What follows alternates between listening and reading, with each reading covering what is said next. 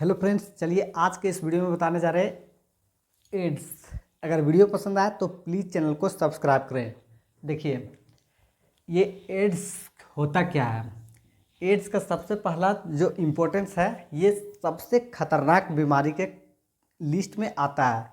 आगे हम और भी बीमारी के विषय में बताएंगे कि होता है हेपेटाइटिस बी, क्या होता है कैंसर, क्या होता है, बड़ा बड़ा बीमारी के विषय में बताएंगे। तो फिलहाल यहाँ पे एड्स के विषय में बताएंगे, उसके बाद नेक्स्ट जो आएगा उसमें कैंसर के विषय में बताएंगे, क्योंकि क्लास 12th में इसका बहुत बड़ा वेटेज दिया हुआ, कैंसर का बहुत बड़ा वेटेज दिया हुआ। इसके बाद आएगा कि common disease in human beings, उसमें भी एक एक करके निमोनिया क्या होता है, टाइफाइड क्या होता है, मलेरिया क्या होता है, सभी तरह के बीमारी को डिस्कस करेंगे।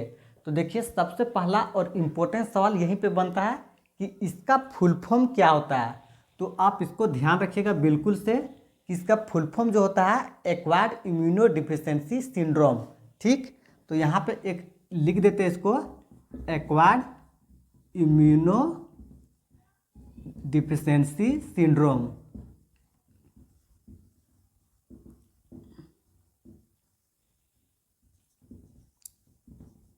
ये होता है। ठीक, अब देखिए, इसमें वर्ड का ही मतलब जो है इसको समझना होता है।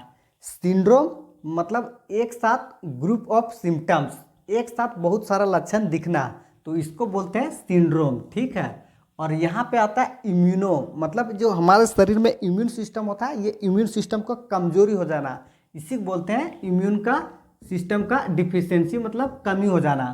तो इसी के वजह से जो बीमारी होता है जिसको बोलते हैं एड्स। अब इसके बाद यहाँ पे फुल फॉर्म के बाद कंप्लीट हो जाता है, बोलता है ये बीमारी का डिस्कवर कब हुआ था। ये बहुत इंपॉर्टेंट डेट है, इसको ध्यान रखिएगा। ठीक है, तो ये सब अब एक एक करके हम बताते हैं जो सवाल में डायरेक्टली एग्जाम में आता है। तो यहाँ पे ध्यान रखिएगा 1981। ठीक है, ये डेट को ध्यान रखिएगा, बहुत इंपॉर्टेंट है, सवाल में बहुत बार आता है कि एड्स को डिस्कवर कब हुआ था। तो ये 1981 में हुआ था। अब देखिए, इस बीमारी तो हुआ जरूर था डिस्कवर, लेकिन ये बीमारी इतना खतरनाक था उस समय कि ये लाखों आदमी को, मिलियंस लोगों को क्या किया था, मार दिया था।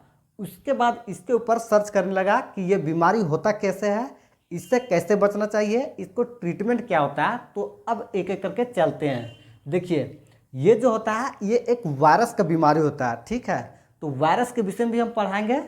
तो वायरस क्या होता है, वायरस क्या होता है, तो वहाँ पे हम बहुत अच्छा से बताएंगे कि वायरस के विषय में। ठीक है, तो वायरस जो होता है, यहाँ पे एक इसको जनरल समझने के लिए ध्यान रखिएगा।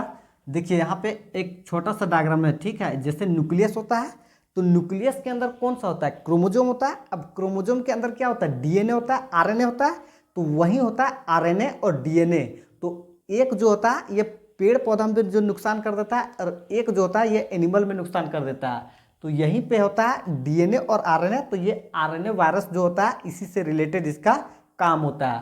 तो देखिए, यहाँ पे आगे हम बात करते हैं कि ये कौन सा वायरस के होता है। ठीक, तो ये सबसे पहले देखिए, एक आदमी को पिक्चर में हम यहाँ पे समझाते हैं। ये मान लीजिए ये आदमी है। ठीक है, ये आदमी है। अब ये आदमी का अगर ये मान लीजिए सेल है, ये सेल है, तो अगर ये इसके अंदर सेल बहुत अच्छा है, ठीक, तो यहाँ से अगर कोई infected cell, RNA viral cell आएगा, तो ये सबसे पहले क्या करेगा, ये इसके अंदर चला जाता है। ठीक, इसके अंदर चला जाता है। अब इसके पास जो सेल वाला एरिया होता है, ठीक, तो वहाँ पे ये क्या करता है, ये अपना जो खराब, ये वाला सेल जो खराब रहता है, ये कलर करके दिखा देते हैं, ये खराब वाला। ठीक है, तो ये खराब वाला यहाँ पे जाता है, और इसके बाद इसको मान लीजिए जो अच्छा है उसको ये क्या करता है, इन्फेक्ट कर देता है। अब इन्फेक्ट कर देता है, फिर इसके बाद ये इसको भी इन्फेक्ट कर देता है। तो इस एरिया को ध्यान रखिएगा कि जो इन्फेक्शन मतलब होता है जहाँ पे, ठीक है, तो इस सेल का नाम रहता है हेल्पर टी सेल्स। ये बहुत ज़्यादा इंपॉर्टेंट है, इसको भी ध्यान रखिएगा, यहाँ पे इसको एक्सप्लेन करेंगे, हेल्पर टी सेल्स। ठीक है, टी लिम्फोसाइट्स इसको बोलते हैं। तो आगे बताएंगे कि रिट्रोवायरस क्या होता है, तो वहाँ पे बहुत अच्छा से हो जाएगा। तो देखिए, ये जो आरएनए का जो ग्रुप होता है ये वाला, ठीक है, यहाँ बहुत सारा आरएनए का ग्रुप है और ये खराब आरएनए है, तो इस ग्रुप को बोलते हैं रिट्रोवायरस। अब यहाँ पे ध्यान रखिएगा, तीसरा क्वेश्चन कि रिट्रोवायरस क्या होता है। रिट्रोवायरस जो होता है ये एड्स बीमारी को बनाने वाला वायरस होता है। हेल्पर टी लिम्फोसाइट क्या होता है, ये इसका संख्या को डिक्रीज कर देता है। देखिए बी लिम्फोसाइट टी लिम्फोसाइट क्यों इंपॉर्टेंट होता है, देखिए बी लिम्फोसाइट जो होता है ये एंटीबॉडी को प्रोड्यूस करता है, ठीक ध्यान रखिएगा। और टी लिम्फोसाइट जो होता है ये एंटीबॉडी को प्रोड्यूस करने में हेल्प करता है। तो ये दोनों जो लिम्फोसाइट होता है प्रेजेंट कहाँ पे होता है, हमारे शरीर में। देखिए लिक्विड जो फ्लो करने वाला होता है ब्लड, ठीक है। तो ब्लड में क्या होता है, आरबीसी होता है, प्लाज्मा होता है, डब्ल्यूबीसी होता है। तो आरबीसी में क्या प्रेजेंट होता है, एंटीजेंस प्रेजेंट हो जाता है, और प्लाज्मा में क्या प्रेजेंट हो जाता है। तो यहाँ पे ध्यान रखिएगा कि यहाँ पे जो प्रेजेंट होता है लिम्फोसाइट प्रेजेंट होता है। अब ये लिम्फोसाइट इतना ज़्यादा स्ट्रॉन्ग होता है कि ये किसी भी बीमारी से फाइट करने के लिए कैपेबल रहता है। तो जब हम ब्लड ग्रुप के विषय में बताएंगे कि ब्लड ग्रुप क्या होता है, ए ग्रुप क्या होता है, ओ ग्रुप क्या होता है, ए बी ग्रुप क्या होता है, यूनिवर्सल डोनर क्यों कहलाता है, यूनिवर्सल रिसीवर क्यों कहलाता है, तो वहाँ पे बहुत अच्छे से एक्सप्लेन करेंगे। एंटीजन और एंटीबॉडी के विषय में बताएंगे। तो यहाँ पे ध्यान रखिएगा इतना, ठीक है, कि यहाँ पे एड्स के रिलेटेड कौन कौन सा सवाल आएगा। अब इसके बाद देखिए इसका जो होता है सबसे ज़्यादा जो रोल आता है ये ट्रांसमिशन का, ठीक है। तो ट्रांसमिशन के विषय में यहाँ पे हम बताते हैं कि ये कैसे कैसे फैल सकता है।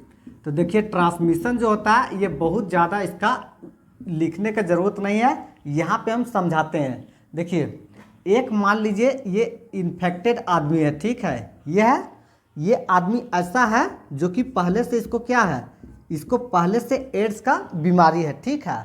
अब इसके साथ कोई भी आदमी अगर सेक्सुअल कांटेक्ट बनाता है, ठीक, किसके साथ, इन्फेक्टेड आदमी के साथ, तो इसके पास बहुत आसानी से क्या हो जाएगा, ये एड्स जो है ये ट्रांसमिट हो जाएगा।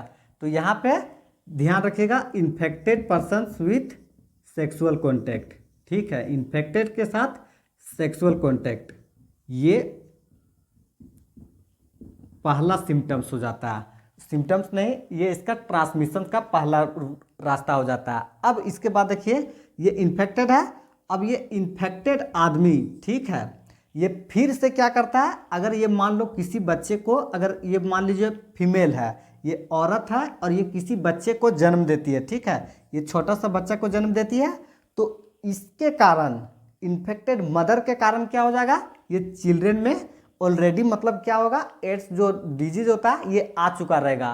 तो यहाँ पे इन्फेक्टेड मदर से चिल्ड्रेन, इसका रीजन जो होगा इन्फेक्टेड मदर से चिल्ड्रेन में, ठीक है, टू चिल्ड्रेन, ये ठीक। तो यहाँ पे जो रीजन होगा, यहाँ पे ध्यान रखिएगा प्लासेंटा ये लिखा होगा। तो प्लासेंटा से क्या होता है, इसके पास ये फैल जाता है। अब इसके बाद देखिए दूसरा जो कारण होता है, जो वैसा आदमी जो बहुत ज़्यादा ड्रग्स को इस्तेमाल करता है, तो ड्रग्स को जो इस्तेमाल करता है वो ऑलरेडी देखिएगा वो इंजेक्शन ले लेता है। तो इंजेक्शन के तरफ बहुत ज़्यादा इंजेक्शन से ड्रग्स को लेगा, तो इसके वजह से भी क्या हो जाता है, ब्लड में प्रॉब्लम आ जाता है और ये लिक्विड का ही बीमारी होता है।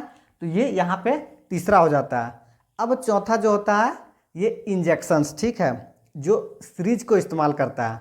जैसे मान लीजिए को एक बच्चे का इंजेक्शन है उसको दे दिया और उसी सीरीज से फिर किसी दूसरे को दिया, फिर उसी सीरीज से तीसरा को दे दिया, तो इस तरह से जो होता है ये इसका ट्रांसमिशन का रास्ता हो जाता है। अब इसके बाद देखिए कि बोलता है और इसके बाद कौन कौन सा रास्ता हो सकता है। देखिए यहाँ पे तो एक इन्फेक्टेड के साथ ये चीज़ बतलाया।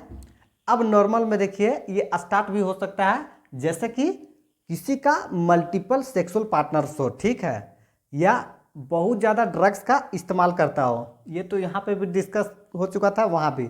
तो मल्टीपल सेक्सुअल पार्टनर मतलब एक से अधिक एक बार में इस्तेमाल करना, यहाँ से भी ये बीमारी जो होता है ये आता है।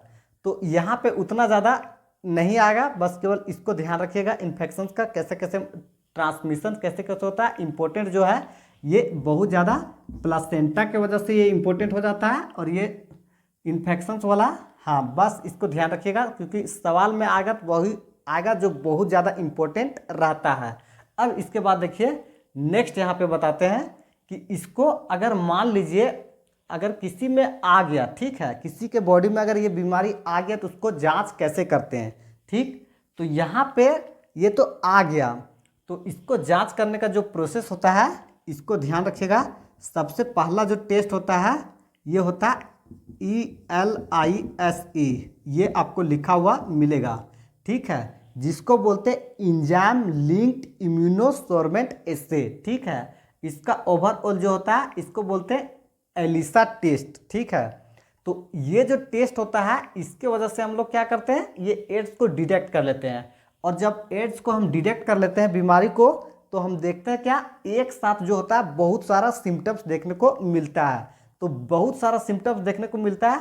तो देखिए यहाँ पे होता क्या, जैसे कि सबसे पहला बॉडी का जो होता है इसका वजन, इसका शरीर का वजन को क्या करता है, तो ये पूरा डिक्रीज कर देता है। अब जो हाथ जो बहुत मोटा दिख रहा है ये क्या होने लगता है, पूरा हड्डी बच जाता है। क्योंकि ये बीमारी किसका होता है, सबसे पहला यहाँ पे लिखे नहीं कहीं पे, लेकिन ध्यान रखिएगा। देखिए ये फिजिकली मतलब टच करने से कभी भी किसी में फैलता नहीं है। इसका फैलने का सिर्फ एक माध्यम है, लिक्विड, ठीक है। ये लिक्विड, ये फिजिकल टच करने से कभी भी नहीं फैलता है, तो ये आप ध्यान रखिएगा। और लिक्विड से ये फैलता है। और दूसरा यहाँ पे इम्पोर्टेंस हो जाता है कि ये बहुत जल्दी अपना सिम्टम्स को नहीं शो करता है। ये लगभग 5 से 10 साल इतना बड़ा समय लगा देता है, तब जाकर के इसका सिम्टम्स पता चलता है। तो इसी के वजह से होता है, जो एड्स स्टार्टिंग में होता है ये बहुत किसी को पता भी नहीं चलता है। और ये इन्फेक्शन होते होते जब फाइनली लास्ट में पता चलता है, तो इसको 100% हम क्योर भी करने का मेरे पास ऑप्शन नहीं बचता है। तो यहाँ पे ये भी बहुत ज़्यादा इंपॉर्टेंट हो जाता है, ये भी बहुत ज़्यादा इंपॉर्टेंट हो जाता है। अब मान लीजिए किसी में अगर हो ही जाता है, तो उसका सिम्टम्स क्या क्या आ जाता है। एक बात देखिएगा, बहुत तेज से उसको बुखार लग जाएगा। अब बुखार के साथ उसका देखिएगा बहुत ज़्यादा डायरिया का प्रॉब्लम आ जाएगा, यानी कि बॉडी में जो हेयर लॉस होता है ये सब क्या होने लगता है, स्टार्ट होने लगता है। इसके बाद भी देखिएगा तो उसका जो वजन होता है ये जो होता है ये डिक्रीज करने लगा। इसके बाद भी देखिएगा उसका मेंटल जो होता है, फिजिकल जो होता है, ये सब भी उसका रिटार्डेशंस के और मतलब डिक्रीज ही करने लगता है। तो ये सभी सिम्टम्स अगर एक साथ आएगा तो इसके अगेंस्ट में कोई एंटीबायोटिक्स भी काम नहीं करता है। क्योंकि एंटीबायोटिक्स जो होता है ये स्पेसिफिक होता है।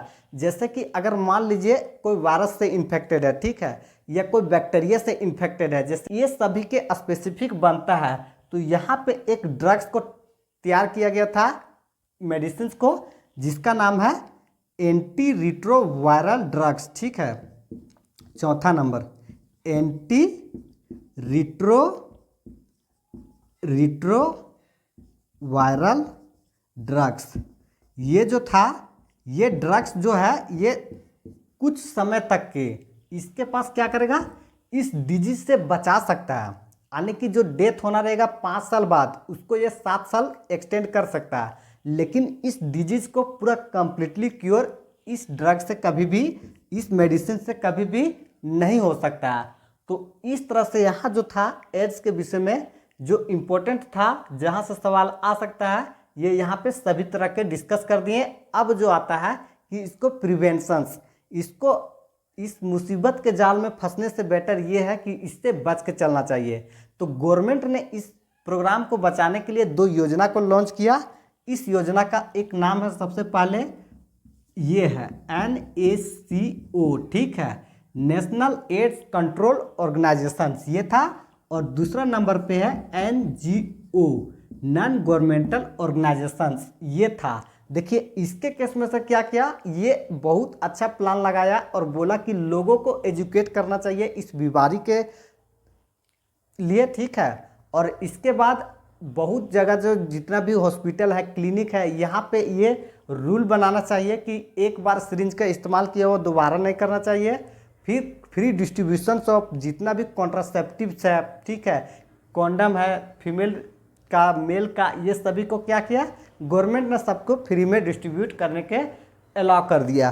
तो इस तरह से जो होता है ये एड्स के विषय में यहाँ पे कंप्लीट हो जाता है। और इसमें एड्स से रिलेटेड किसी भी तरह के कोई सवाल नहीं छूटा है। तो आई होप इस वीडियो से पूरा कंप्लीट हो जाएगा एड्स। तो चलिए करते वीडियो को एंड।